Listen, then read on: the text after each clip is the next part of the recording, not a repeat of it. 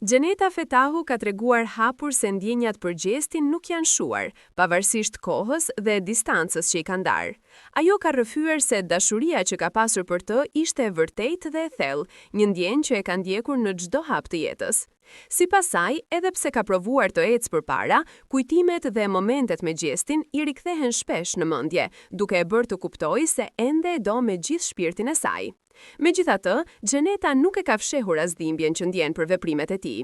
Ajo është shprehur se shumë herë është ndjerë e lënduar, e zgënjur dhe e pavlerësuar, sidomos në momentet kur kishte më shumë nevojë për praninë dhe mbështetjen e tij. Sipas saj, disa nga sjelljet e gjestit kanë lënë plagë të thella në zemrën e saj, plagë që nuk janë shëruar ende, por që përpiqet t'i pranojë si pjesë e një historie të bukur, por të dhimbshme.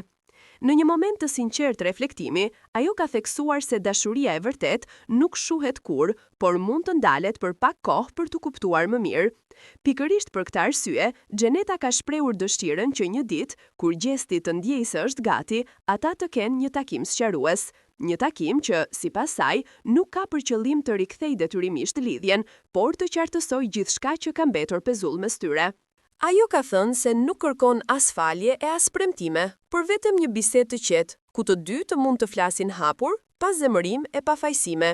Sipas Gjenetës, kjo do të ishte mënyra më e ndershme për të mbyllur ose për të rifilluar një kapitull që i përket të dyve, me respekt dhe ndjenja të vërteta.